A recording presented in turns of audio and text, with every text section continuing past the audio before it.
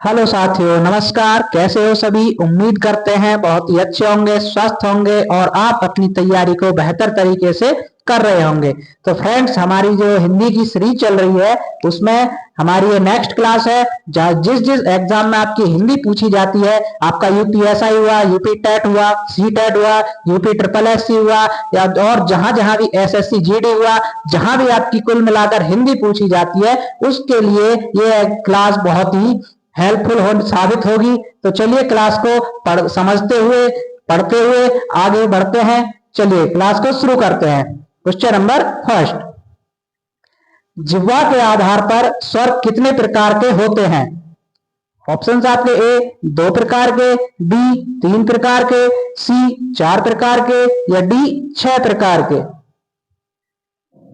तो इसका right answer होगा आपका ऑप्शन नंबर बी, 3 प्रकार के। जिह्वा के आधार पर स्वर होते हैं वो 3 प्रकार के होते हैं। ऑप्शन आपका यहाँ पर बी सही हो जाएगा। चलिए आगे बढ़ते हैं। क्वेश्चन नंबर 2, हिंदी शब्दकोश में 6 का क्रम इनमें से किस वर्ण के बाद आता है? ऑप्शन आपके ए है, बी 6, सी क, या डी स। तो साथियों इसका राइट आंसर होगा आपका ऑप्शन नंबर सी का, जो क के बाद आपका 6 का क्रम आता है हिंदी शब्दकोश के अनुसार। यहां पर आपका ऑप्शन सी सही हो जाएगा। चलिए आगे बढ़ते हैं। क्वेश्चन नंबर 3, हिंदी में ध्वनियां कितने प्रकार की होती हैं? ऑप्शन आपके ए 2 प्रकार की, बी 4 प्रकार की, सी 6 प्रकार की, या डी 8 प्रकार की। तो साथियों इसका सही आंसर होगा आपका ऑप्शन नंबर ए, 2 प्रकार की। हिंदी में ध्वनियां होती हैं वो 2 प्रकार की होती हैं। यहां पर आपका ए ऑप्शन सही हो जाएगा। चलिए आगे चलते हैं। क्वेश्चन नंबर 4, निम्नलिखित में से सही संधि विच्छेद का चयन कीजिए। ऑप्शन से आपके ए पत्र प्लस आलय, बी मरण प्लस आसन्न, सी वीर प्लस अंगना, या डी यथा प्लस आर्थ। तो साथियों यहां पर आपका राइट आंसर होगा ऑप्शन नंबर सी, वीर प्लस अंगना। ये आपका सही संधि विच्छेद है। आप वर्ड क्या बन जाएगा? वीरांगना। वीरांगना का ये संधि विच्छेद है वीर प्लस अंगना। ऑप्शन यहां पर आपका सी सही हो जाएगा। चलिए आगे बढ़ते हैं। क्वेश्चन नंबर 5, सावधान का सही संधि विच्छेद होगा। आपको सावधान का संधि विच्छेद करना है। ऑप्शन है ए साव प्लस धान, बी सा प्लस अवधान, सी स प्लस अवधान, या डी स प्लस अवधान। तो साथियों यहां पर आपका राइट आंसर होगा ऑप्शन नंबर डी, स प्लस अवधान। ये आपका सावधान का सही संधि विच्छेद होगा। यहां पर आपका डी ऑप्शन सही होता है। चलिए आगे बढ़ते हैं। क्वेश्चन नंबर 6, रातों रात में शब्द में समास है। आपको रातों रात शब्द जो है इसमें आपको समास बताना है। कौन सा समास होगा? ऑप्शन है आपके ए तत्पुरुष, बी द्वंद्व, सी अव्ययभाव, या डी कर्मधारय। तो फ्रेंड्स इसका सही आंसर होगा आपका ऑप्शन नंबर सी, अव्ययभाव समास। रातों रात में अव्ययभाव समास है। ऑप्शन यहां पर आपका सी सही हो जाएगा। चलिए आगे बढ़ते हैं। क्वेश्चन नंबर 7, सरासर में कौन सा समास है? अब सरासर शब्द में समास बताना है। ऑप्शन है ए द्वंद्व, बी द्विगु, सी अव्ययभाव, या डी तत्पुरुष। तो साथियों यहां पर आपका सही जवाब होगा ऑप्शन नंबर सी, अव्ययभाव समास। सरासर में अव्ययभाव समास होगा। ऑप्शन यहां पर आपका सी सही होता है। चलिए अगला क्वेश्चन, क्वेश्चन नंबर 8, निम्न में से कौन सा शब्द तत्सम है? अब ये 4 ऑप्शन है, इनमें से आपको तत्सम शब्द छांटना है। ऑप्शन है आपके ए पंख, बी पत्थर, सी पंछी, या डी त्रिकट। तो फ्रेंड्स इसका सही आंसर होगा आपका ऑप्शन नंबर डी, त्रिकट। जो त्रिकट शब्द है ये आपका तत्सम शब्द है। बाकी पंख, पत्थर और पंछी आपके तद्भव शब्द है। यहां पर ऑप्शन आपका डी सही हो जाएगा। चलिए आगे बढ़ते हैं। क्वेश्चन नंबर 9, निम्न में से कौन सा शब्द तद्भव है? अब आपको इनमें से तद्भव शब्द छांटना है। ऑप्शन है ए दिवाली, बी द्विवेदी, सी द्वलिका, या डी धात्री। तो साथियों इसका सही आंसर होगा आपका ऑप्शन नंबर ए, दिवाली। जो दिवाली है ये तद्भव शब्द है और बाकी द्विवेदी, द्विलिका, धात्री आपके तत्सम शब्द हैं। यहां पर आपका सही जवाब होता है ऑप्शन नंबर ए। चलिए आगे चलते हैं, क्वेश्चन नंबर 10। इनमें से कौन सा शब्द स्तुति का विलोम है? ये स्तुति शब्द का विलोम बताना आपको, स्तुति। चलिए बताइए, ऑप्शन है आपके ए समालोचना, बी निंदा, सी आलोचना या डी समीक्षा। तो फ्रेंड्स इसका सही आंसर होगा आपका ऑप्शन नंबर बी, निंदा। स्तुति का जो विलोम शब्द होगा वो निंदा होगा। ऑप्शन यहां पर आपका बी सही होता है। चलिए आगे चलते हैं, क्वेश्चन नंबर 11। अनुरक्ति का विलोम शब्द क्या होगा? अब ये अनुरक्ति वर्ड जो है, शब्द जो है, इसका विलोम शब्द बताना आपको। ऑप्शन है ए विरक्ति होगा, बी शक्ति होगा, सी आसक्ति होगा या डी भक्ति होगा। तो साथियों इसका सही आंसर होगा आपका ऑप्शन नंबर ए, विरक्ति। अनुरक्ति का विलोम शब्द होगा वो विरक्ति होगा। ऑप्शन यहां पर आपका ए सही होता है। चलिए आगे चलते हैं, क्वेश्चन नंबर 12। आग का पर्यायवाची शब्द नहीं है। आप अब इसमें से जो पर्यायवाची नहीं है उसको छांटना है। ऑप्शन है ए अनल, बी पावक, सी व्योम या डी कृषाणु। तो फ्रेंड्स इसका सही आंसर होगा आपका ऑप्शन नंबर सी, व्योम। जो व्योम शब्द है वो आग का पर्यायवाची नहीं है। बाकी अनल, पावक और कृषाणु ये सभी आग के पर्यायवाची होते हैं। यहां पर ऑप्शन आपका सी सही होता है। आगे बढ़ते हैं, क्वेश्चन नंबर 13। मृगेंद्र का पर्यायवाची शब्द है। अब मृगेंद्र का पर्यायवाची बताना आपको। मृगेंद्र का पर्यायवाची शब्द क्या है?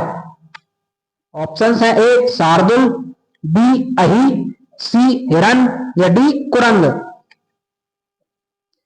तो साथियों इसका राइट आंसर होगा आपका ऑप्शन नंबर ए, शार्दुल। जो मृगेंद्र है उसका पर्यायवाची शब्द होगा शार्दुल। ऑप्शन यहां पर आपका ए सही होता है। चलिए आगे बढ़ते हैं, क्वेश्चन नंबर 14। रंगमंच पर पर्दे के पीछे के स्थान के लिए एक शब्द होता है। जो रंगमंच होता है उसमें पर्दे के पीछे जो स्थान होता है उस स्थान को क्या कहते हैं, ये पूछा गया आपको। ऑप्शन है ए रंगशीर्ष, बी रंगपीठ, सी मत्तवारिका या डी नेपथ्य। तो साथियों इसका राइट आंसर होगा आपका ऑप्शन नंबर डी, नेपथ्य। उसको नेपथ्य कहा जाता है। नेपथ्य, आधा थ और पूरा यह, नेपथ्य कहा जाता है। ऑप्शन आपका यहां पर डी सही होता है। चलिए आगे बढ़ते हैं, क्वेश्चन नंबर 15। वर्ष में एक बार होने वाला के लिए एक शब्द है। ऑप्शन है आपके ए त्रैवार्षिक, बी द्विवार्षिक, सी वार्षिक या डी अर्धवार्षिक। तो फ्रेंड्स इसका सही आंसर होगा आपका ऑप्शन नंबर सी, वार्षिक। उसको वार्षिक कहा जाता है। वर्ष में जो एक बार होता है उसको वार्षिक कहा जाता है। ऑप्शन यहां पर आपका सी सही होगा। चलिए आगे बढ़ते हैं, क्वेश्चन नंबर 16। समवाय शब्द का अर्थ है। अब इस समवाय शब्द का अर्थ छांटना आपको। ऑप्शन है ए समूह, बी समवयस्क, सी अच्छा समय या डी समान वायु। तो साथियों इसका राइट आंसर होगा आपका ऑप्शन नंबर ए, समूह। समवाय शब्द का जो अर्थ होगा वो समूह होगा। ऑप्शन यहां पर आपका ए सही होता है। चलिए आगे चलते हैं, क्वेश्चन नंबर 17। परिताप शब्द का अर्थ है। अब जो परिताप शब्द है इसका अर्थ छांटना आपको। इसका अर्थ क्या होगा? ऑप्शन है ए जलन, बी ज्वाला, सी संताप या डी प्रमाण। तो साथियों इसका राइट आंसर होगा आपका ऑप्शन नंबर सी, संताप। परिताप का जो अर्थ होता है वो संताप होता है। ऑप्शन यहां पर आपका सी सही हो जाएगा। चलिए अगला क्वेश्चन, क्वेश्चन नंबर 18। इनमें से कौमुदी शब्द का समानार्थी शब्द कौन सा है? अब कौमुदी शब्द जो है इसका समानार्थी शब्द छांटना आपको। ऑप्शन है ए टीका, बी व्याख्या, सी दिवाली या डी सभी। तो इसका राइट आंसर होगा आपका ऑप्शन नंबर डी, सभी। जो सभी वर्ड है ये टीका, व्याख्या और दिवाली, ये सभी के सभी कौमुदी शब्द के समानार्थी होते हैं। ऑप्शन यहाँ पर आपका डी सही होगा। चलिए आगे बढ़ते हैं। क्वेश्चन नंबर 19, इनमें से कौन सा शब्द स्नेह का समानार्थी शब्द नहीं है? ये स्नेह लिखा हुआ है, स्नेह है, स्नेह का समानार्थी शब्द नहीं है। ऑप्शन है आपके ए तेल, बी चिकनाहट, सी गोद या डी प्रेम। तो साथियों इसका राइट आंसर होगा आपका ऑप्शन नंबर सी गोद। जो गोद शब्द है वो स्नेह का समानार्थी नहीं होता है। बाकी तेल भी होता है, चिकनाहट भी होता है और प्रेम भी होता है, स्नेह का समानार्थी होता है, जबकि गोद नहीं होता है। ऑप्शन यहां पर आपका सी सही होता है। चलिए आगे चलते हैं। क्वेश्चन नंबर 20, एक लाठी से हाँकना मुहावरे का अर्थ क्या है? इस मुहावरे का अर्थ बताना आपको। ऑप्शन है ए मूर्ख बनाना, बी अच्छे बुरे में अंतर ना करना, सी तानाशाह होना या डी बात बिगाड़ना। तो इसका राइट आंसर होगा आपका ऑप्शन नंबर बी अच्छे बुरे में अंतर ना करना। ये आपका एक लाठी से हाँकने मुहावरे का अर्थ होता है कि अच्छे बुरे में अंतर न करना, सभी को एक ही जैसा समझना, इसलिए बोलते हैं एक ही लाठी से हाँकना। ऑप्शन यहां पर आपका बी सही हो जाएगा। चलिए आगे बढ़ते हैं। क्वेश्चन नंबर 21, अंगद का पैर होना मुहावरे का अर्थ क्या होगा? ऑप्शन है ए प्रतिज्ञा जिससे कभी न डिगे, बी स्थिर कदम जो कभी विचलित नहीं होते, सी राम का परम भक्त या डी मजबूत और सुदृढ़ टांगों वाला। अंगद का पैर होना इसका अर्थ क्या होगा? इसका राइट आंसर होगा आपका ऑप्शन नंबर ए प्रतिज्ञा जिससे कभी ना डिगे, उसको बोलते हैं अंगद का पैर होना। ठीक है साथियों, ऑप्शन यहां पर आपका ए सही हो जाएगा। चलिए आगे चलते हैं। क्वेश्चन नंबर 22, उसने कुछ नहीं खाया इस वाक्य में किस सर्वनाम का बोधक है? ऑप्शन आपके ए क्या प्रश्नवाचक सर्वनाम है, बी संबंधवाचक सर्वनाम है, सी निजवाचक सर्वनाम है या डी अनिश्चयवाचक सर्वनाम है। तो इसका राइट आंसर होगा आपका ऑप्शन नंबर डी अनिश्चयवाचक सर्वनाम। उसने कुछ नहीं खाया है, इसमें अनिश्चयवाचक सर्वनाम होगा। निश्चय नहीं है कि क्या खाया क्या नहीं, कुछ नहीं खाया है, इसलिए इसमें अनिश्चयवाचक सर्वनाम होगा। ऑप्शन आपका यहां पर डी सही होता है। चलिए नेक्स्ट क्वेश्चन, क्वेश्चन नंबर 23, संबंधवाचक सर्वनाम वाक्य वाला कौन सा है?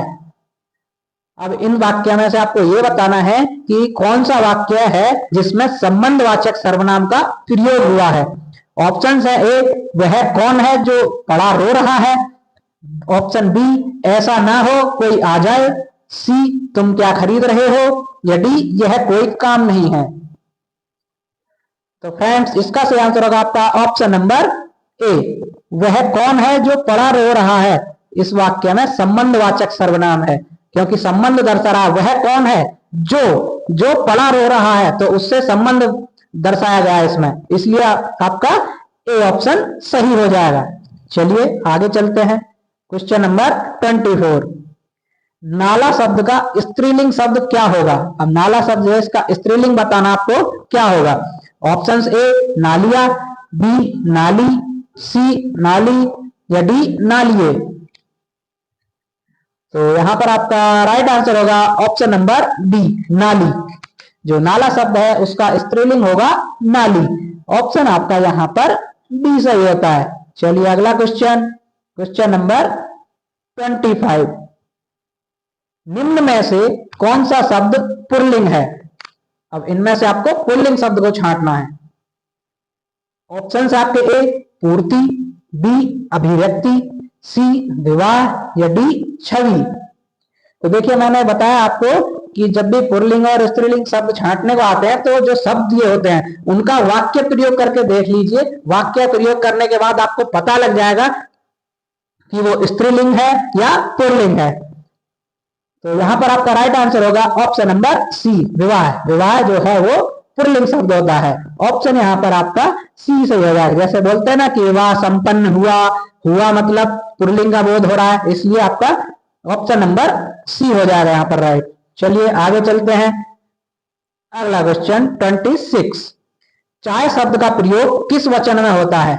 अब चाय शब्द है, इसको बताना है एक वचन है, द्विवचन है, बहुवचन है, कौन सा होता है? ऑप्शन आपके एक वचन, बी बहुवचन, बी द्विवचन, सी बहुवचन या डी कोई नहीं।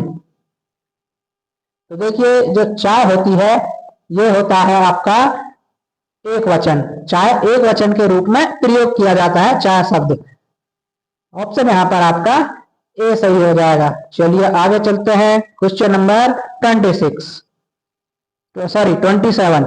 जाति का बहुवचन क्या होगा? ऑप्शंस ए जातियां, बी जातियां, सी जातियों, डी जातियां। तो फ्रेंड्स यहां पर आपका सही जवाब होगा ऑप्शन नंबर बी जातियां। जो जाति शब्द है उसका बहुवचन होगा जातियां। ऑप्शन यहां पर आपका बी सही होता है।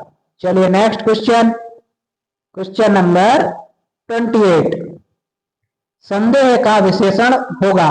अब जो संदेह शब्द है इसका विशेषण बताना आपको। ऑप्शन है ए संदेहास्पद, बी शंकालु, सी संदिग्ध या डी शक।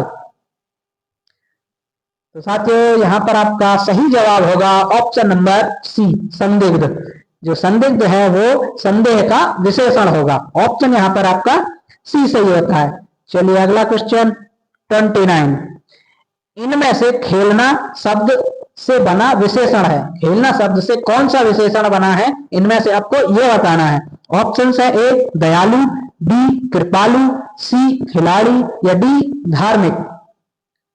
तो साथियों इसका राइट आंसर होगा आपका ऑप्शन नंबर सी खिलाड़ी। जो खिलाड़ी शब्द है वो खेलना से बना विशेषण है। ऑप्शन यहां पर आपका सी सही होगा।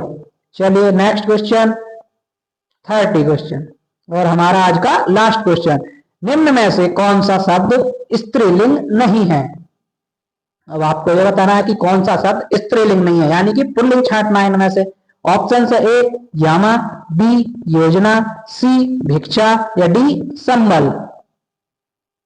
तो फ्रेंड्स इसका राइट आंसर होगा आपका ऑप्शन नंबर डी संबल। जो संबल शब्द है वो स्त्रीलिंग नहीं है, ये पुल्लिंग है। बाकी यामा, योजना, भिक्षा ये सभी स्त्रीलिंग शब्द है। यहाँ पर आपका ऑप्शन नंबर डी सही होता है। तो फ्रेंड्स आज की हमारी ये थी क्लास। आपको क्लास कैसी लगी आप कमेंट करके बताएं। अच्छी लगी है तो एक लाइक जरूर करें और साथियों के साथ शेयर करें। और जो भी साथी हमारे चैनल पर नए हैं चैनल को सब्सक्राइब करें। तब तक के लिए चलिए मिलते हैं नेक्स्ट वीडियो में। तब तक के लिए धन्यवाद।